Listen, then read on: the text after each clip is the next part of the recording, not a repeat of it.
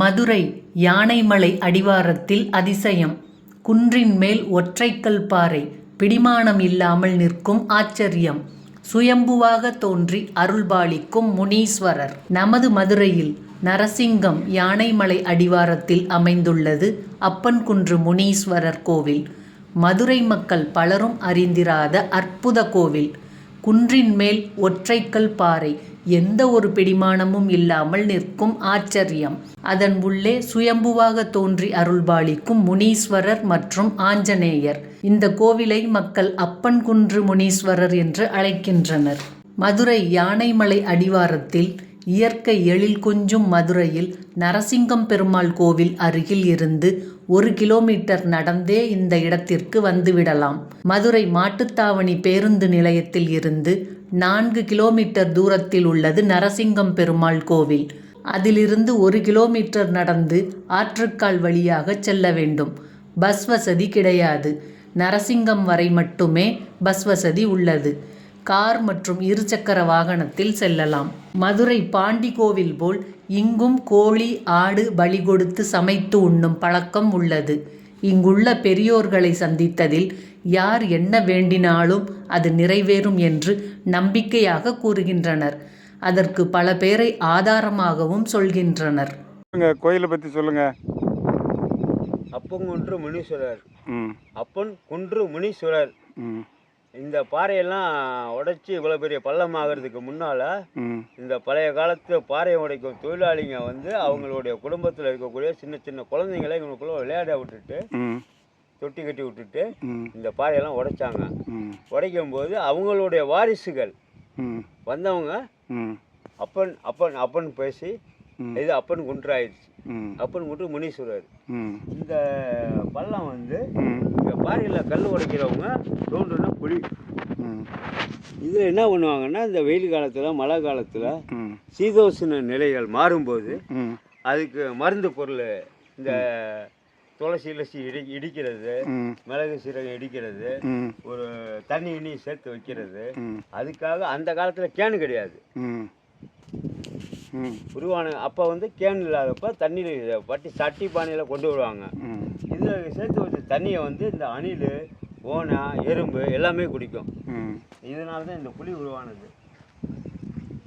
அவங்க வாரிசுகள் வந்து அப்படியே முனீஸ்வரனா அப்பன்குன்று முனீஸ்வரன் ஆக்கிட்டாங்க. கோயில் எப்போ இருந்து இருக்குது? இது உருவான காலத்தில் வந்து இருக்குது. அதுக்கு நமக்கு வந்து ரொம்ப காலம் ஆச்சு. இயற்கையோடு சேர்ந்தது. சரி சரி. இங்கே யாரெல்லாம் வந்து சாமி கும்பிடுவாங்க? இங்கே வந்து சாமி கும்பிட்றாங்க, சேவை இருப்பாங்க, கோழி கிரி வதக்குவாங்க.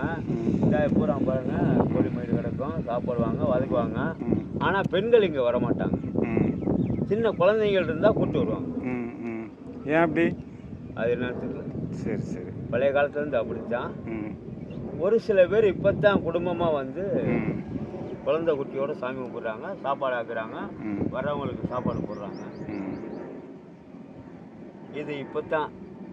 முதல்லலாம் பெண்கள் வரமாட்டாங்க. நீங்கள் எத்தனை வருஷமாக வந்துட்டு இருக்கீங்க? நான் பிறந்ததுலேருந்து எனக்கு விவரம் தெரிஞ்ச வயசுலேருந்து வருது. சரி சரி. நல்லா பார்த்தா ஒரு 9-10 வயசுலேருந்து வருது. இப்போ எனக்கு 54. சரி சரி. 54 வயசு. 54 55 ஆகுது. சரி சரி. எனக்கு இந்த கோயிலில் என்ன வேறு விசேஷம்? ஏதாவது மனசில் வேண்டிக்கிட்டு அவங்களா மனசுக்குள்ளே வேண்டிக்கிட்டு போனாங்கன்னா நடக்கிற மாதிரி அவங்களே வந்து சொல்கிறாங்க. சொல்லி கேள்விப்பட்டிருக்கேன். நானும் என் மனசில் சில விஷயங்கள் நினைப்பேன், அது நடக்கிற மாதிரி. சரி சரி. அப்பா எனக்கு அந்த மாதிரி சில அறிகுறிகள் காட்டியிருக்காரு. அவ்வளோதான். சில அறிகுறிகள் காட்டியிருக்காரு. இது பாண்டி முனீஸ்வரன் கோயில் இல்லையா? அப்பன்குன்று முனீஸ்வரர். அப்பன்குன்று முனீஸ்வரர். சரி. சில அறிகுறிகள் இல்லை, நிறைய அறிகுறிகள் காட்டியிருக்காரு. அதை வந்து மனசுக்கு அவர் காட்டினதை மனசுக்குள்ளே தானே வச்சுக்கணும். ஆனால் வந்து என்கிட்ட நிறையா பேர் 2-3 பேர் சொல்லியிருக்காங்க. இப்போ காமராஜர் யூனிவர்சிட்டியிலேருந்து ஒரு ப்ரோக்ராம் வச்சுருந்தாங்க. அப்போ வந்து இந்த ஊர் பூரா மரக்கன்று நட்டாங்க. ஒரு 2 வயசு பிள்ளைங்கள்லாம் ஒரு பிள்ளை இறந்து போச்சு. ம் இதே மாதிரி ஏற்கனவே நிறையா பேர் நீச்சல் தெரியாமல் இறந்துருக்காங்க. ம் ஆனால் இந்த ஊர் பக்கம் இந்த ஒத்த பாதையில் யாருமே பயமுறுத்தின மாதிரி ஒரு பேய் பிசாசுன்ற ஒரு நம்பிக்கை ம் இங்கே இல்லை. ம் என்ன காரணம்னு கேட்டாக்கா, அந்த ஆத்மாக்கள் பூராமே ஒரு காலடியில் இருக்கு. ம் ம் இது நம்பிக்கையா விஞ்ஞானமானு எனக்கு தெரியாது. ஆனால் இவர் காலடியில் அது வந்ததுனால இங்கே நிறையா பேர் நைட்டில் 1 மணி 2 மணிக்கெலாம் போவாங்க, வேலையை முடிச்சுட்டு போவாங்க, வருவாங்க. யாரையுமே எந்த பேயும் பிசாசும் ஏமாத்துனதா பயமுறுத்தினதா சரித்திரமே இல்லை. சரி சரி.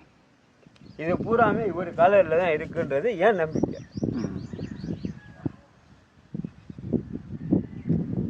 பேய் பிசாசா நடமாடுறத கூட வயசு பிள்ளைங்களும் இறந்துருக்கு, பெரியவங்களும் இறந்துருக்காங்க, நீச்சல் தெரியாத ஆள் இறந்துருக்கு, வெளியூருக்காரங்க இறந்துருக்காங்க. என் கண்ணாலேயே நான் பார்த்துருக்கேன். இவ்வளோ பெரிய பாறை எந்த புடிமானமும் இல்லாமல் நிற்கிது பாருங்க.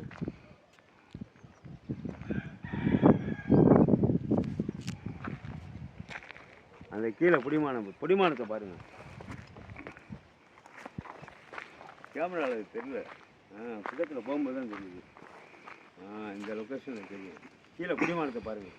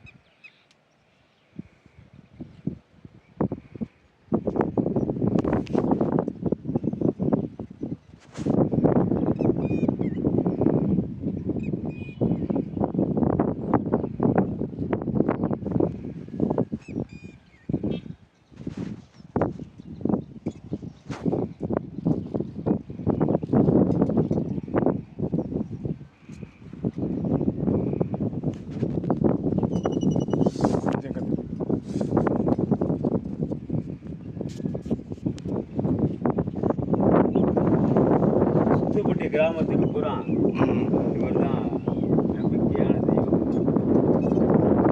முனீஸ்வரர் இங்கே தான் டெய்லி குளிப்பேன். நான் குளிக்கிறது டெய்லி இங்கே தான். நீச்சல் அடிக்கலாம். எப்படி இறங்கி போவீங்க? ஆழம் கிட்டத்தட்ட 60 அடி இருக்கு. அந்த ஆளுக்குள்ள பாதை பாருங்க, பாதை அதில் வந்து இப்படி இறங்கணும். அந்த வகையில் பாதை, ஆமாம் ஆமாம், அந்த பாதை வந்து இதில் அப்படியே இறங்கும்.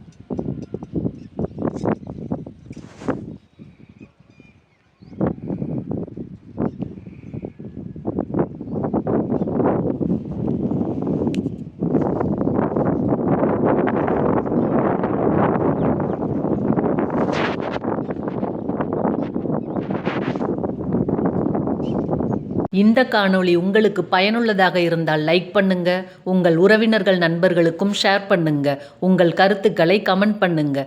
மேலும் இது போன்ற ஆன்மீக தகவல்களுக்கு சிவசொந்தங்கள் சேனலை சப்ஸ்கிரைப் பண்ணுங்க. இன்பமே சூழ்க, எல்லோரும் வாழ்க. திருச்சிற்றம்பலம்.